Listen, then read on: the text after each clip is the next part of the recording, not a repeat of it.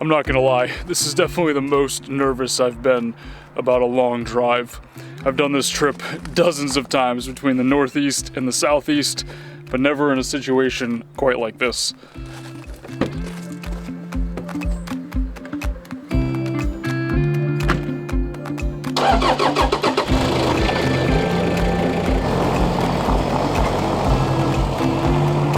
It's not really that the steering wheel is on the opposite side. I feel like I've gotten used to that. I've pretty much adjusted to it at this point.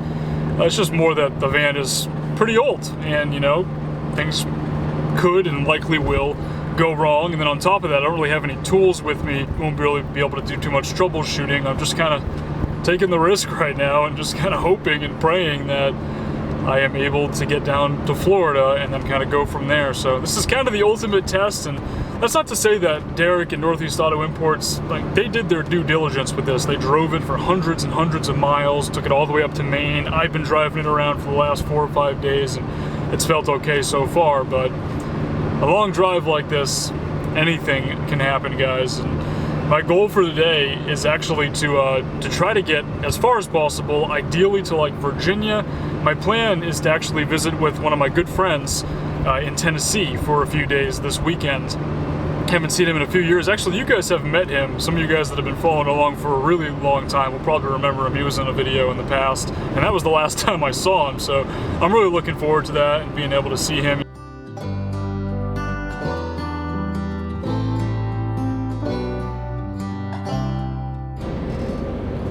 I hate Connecticut. No offense if you're from Connecticut. It's just 95 is brutal. This is always the worst part of this drive, going in either direction.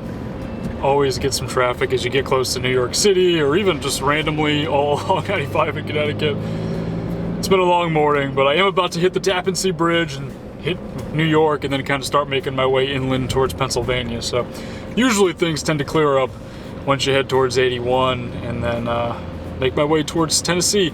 By the way, for those of you guys that are new to the channel here, the deal is that I'm heading back to Florida. My girlfriend, Shannon, bought a place in Florida a few months ago as an investment property with the goal of renovating it, and then once it's done, renting it out.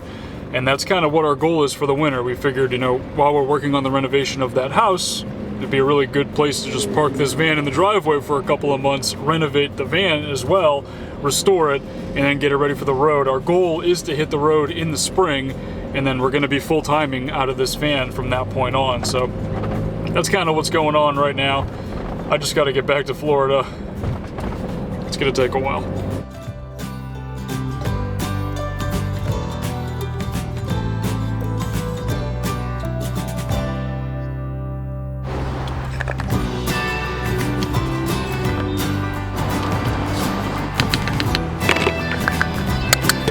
I have a pretty good feeling about this tank, guys. 485 kilometers is what I got. Divided by 14.9. 32.55 kilometers per gallon. Okay, Google. What's 32.5 kilometers in miles? 32.5 kilometers is equivalent to 20.195 miles. Over 20 miles to the gallon on that tank. I'll take it.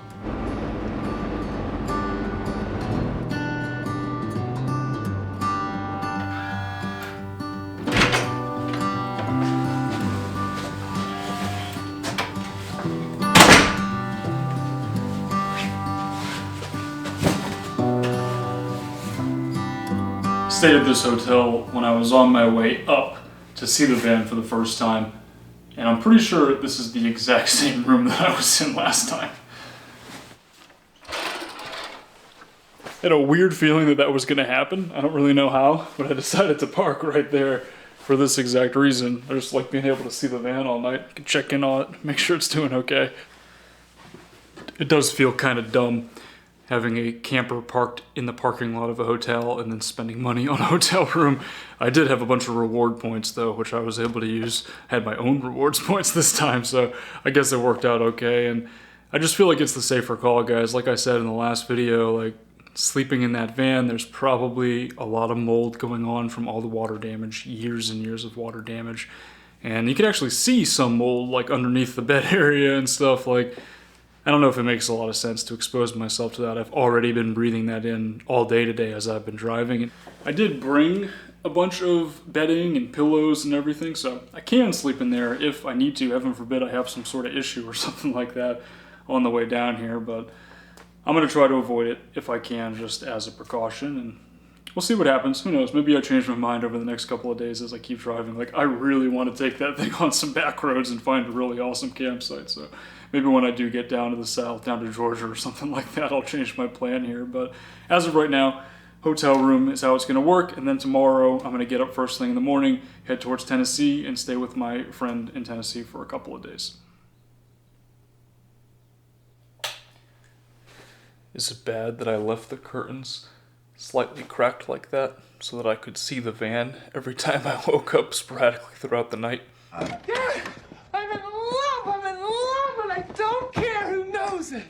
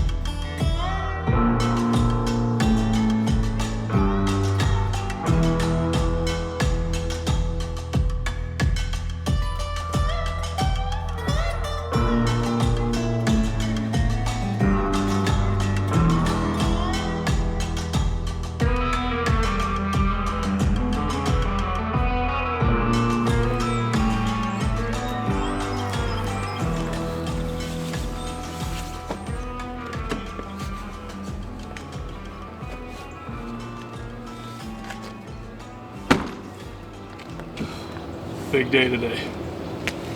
It was nice being able to hang out for a couple of days here in Tennessee, just relax, avoid driving for a little bit, give the van a little bit of a rest, and then just hang out with my friend and his family. Thank you again, Law, for having me for a couple of days here. Now it is time to start making my way down to Florida. I was thinking originally maybe just trying to camp somewhere in Georgia or something, but it did rain all last night, and there is definitely some moisture along the windows in here. I don't know, guys, it makes more sense for me to just try to straight shot it down to Florida. Got about 11 hours left, maybe a little bit more because I do drive a little bit slower in this van, but just try to get back there tonight, late tonight, and then start with the renovation first thing tomorrow morning. It's like, would I rather do that or dilly-dally my way down camping in a wet, moldy van for a couple of days before getting down there? Like, I just want to get started with this project, guys. I'm happy with how the van is performing so far. It's really no issues, knock on wood. Hopefully it stays that way, but I just want to get it down there.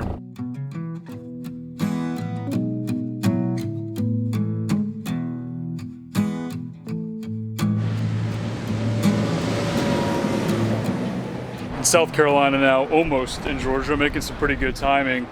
Did just have my first kind of weird issue with the van. The gas cap here got stuck. I could not open it. I clicked it a couple of times like I think you're supposed to do when I closed it, and for some reason I couldn't. Fortunately, my grandpa gave me a bunch of his old tools before I hit the road. He had a bunch of stuff lying around, so he kind of just let me pick out a bunch. Thank you, Grandpa, for doing that, because the pliers that I had just saved me a lot of trouble. I don't think I would have been able to get this thing open with just my hands, so crisis averted. Hopefully it doesn't happen again. I'll have to keep an eye on this thing, but I will be carrying those pliers with me every time I drive this van from here on out.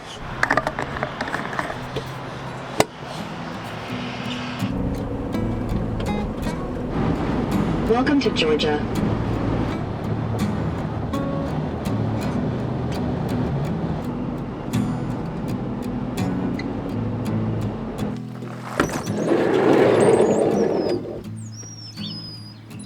Oh, we made it back, by the way. It's been a couple of days at this point. Sorry, I guess that was pretty anticlimactic, but I mean, the van didn't really have any issues getting here. The biggest issue I had on the whole drive from New Hampshire was when I accidentally screwed on the gas cap too tight and then had to use pliers to get it off, but that was mostly just me being an idiot. So overall, guys, like, the van did pretty well. I did notice a couple of sounds coming from the AC compressor at one point. The AC was working fine, but making sounds like that. They didn't really sound too good, so I'm guessing at some point we might have an issue with that. I'm gonna have to keep an eye on the AC compressor. In terms of like how it drove though, overall guys, this fan's solid. It's to the point where I almost feel kind of stupid for even having any doubts at all before I left New England a few days ago. This van is not a Volkswagen, guys. It's a Toyota, and it shows. The thing runs like a champ. I would hop in this thing right now and drive it to California, no questions asked, and I think I wouldn't have any issues getting it there. Of course, there's gonna be a few random quirks and things that pop up, and I'm sure we're gonna have a major issue at some point. It is an old van, like the likelihood of that is definitely a possibility, right? You know, but we're gonna do our best to take care of it as much as we can, and I am very excited that this little 4x4 is our platform for our van of the future, at least for the next couple of years. I cannot wait to get started on the renovation. Am I driving? First time driving the van. Wait. Wrong side. Classic. Wow. Our windows. Our windows. This is fun. This is more fun to drive than either of our other vans. No offense to the element.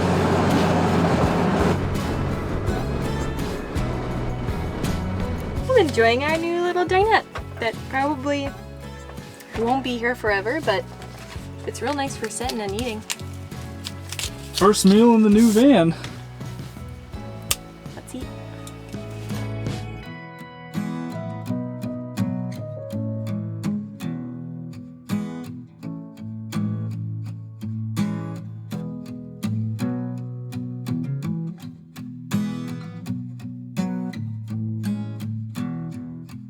I cannot wait to see this thing empty.